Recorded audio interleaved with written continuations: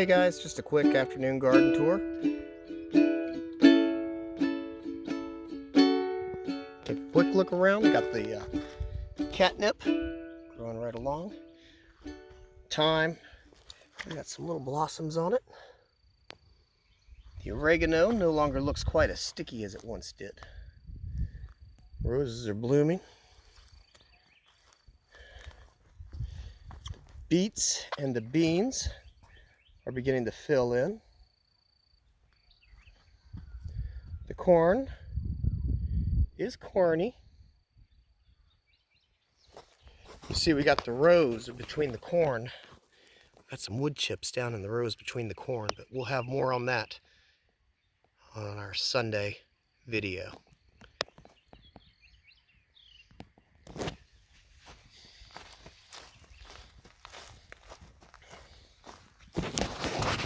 Zucchinis, just starting to get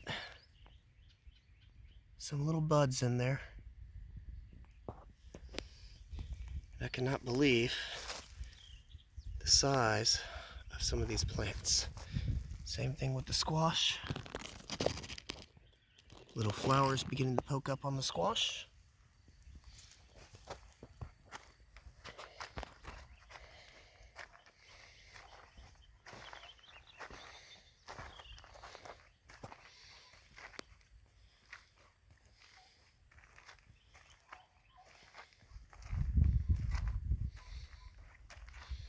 Over here we have the beginning of the potatoes. They go in 2 rows. Some of these look like they're a little underdeveloped. A couple of duds in there. Maybe they got too deep. But these in the corner just look absolutely amazing. I cannot believe these potatoes in the corner.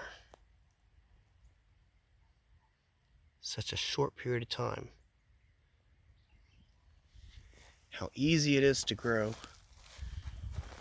food quickly.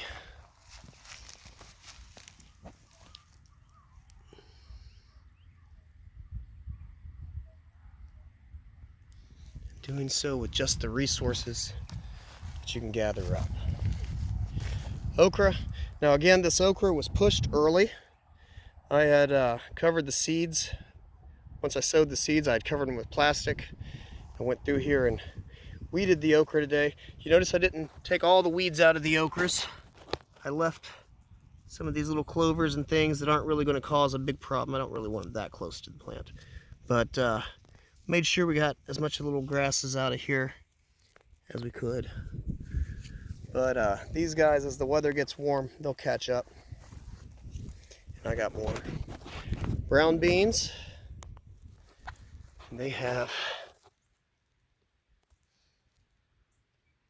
really gotten some size to them.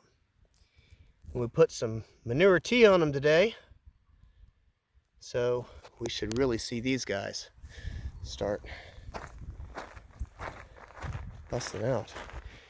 These are black beans. Now they like it a little bit warmer than what it's been, so they're kind of chilling along, so to speak, but the temperatures come up and they will they'll come up with that temperature as well.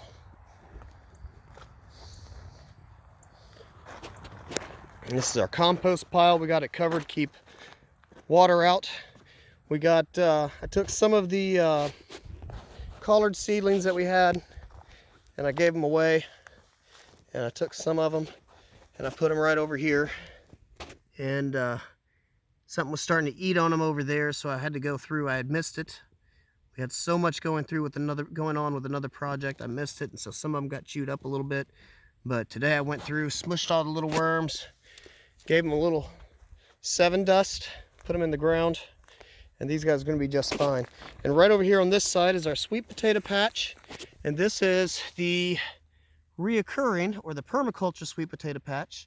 And you can see we have several sweet potatoes coming back from the old shoots that we left, the plants that we didn't harvest. And we got more right over here.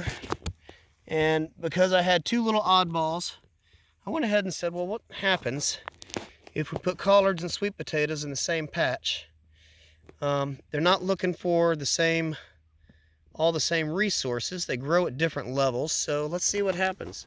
My guess is the sweet potatoes are going to choke out the collards, but maybe they'll rise above. And this is actually a sweet potato that was planted from, no, this is one of the originals.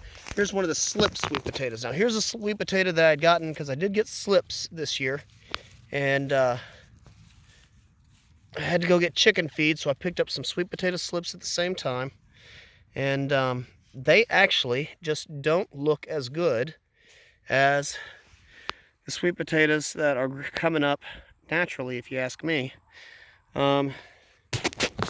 These are smaller. They came up probably a little bit later, but the slips just, yeah,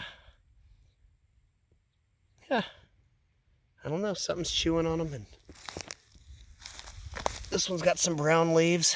I don't know if it's the mulch, but everything else does well with this mulch. So, and the sweet potatoes have done well with the mulch in the past, so I don't think that's it. Maybe they got chilled. I don't know. Might have bought them chilled, and I just didn't see it. Let's see, garlic doing just fine, and this stuff is getting ready. There's the garlic right over here on the other side of this asparagus. This garlic is getting ready to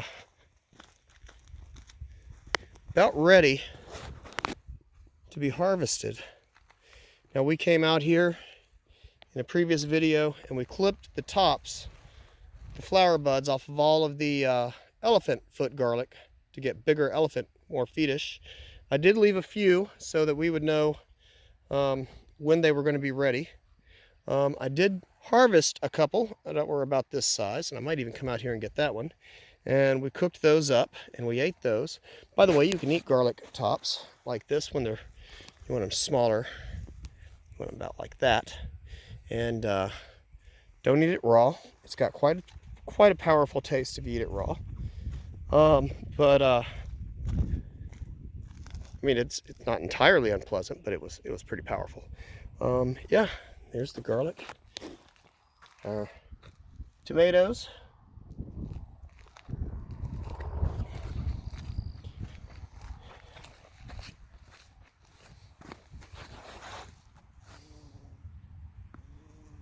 And this is garden sage, or French sage. I don't know. One of these is garden sage, and one of them is French sage, but I don't remember which one it is. And those tomatoes we transplanted are all doing just fine. And these watermelon are ready to go in the ground over here. But we're not talking about that right now.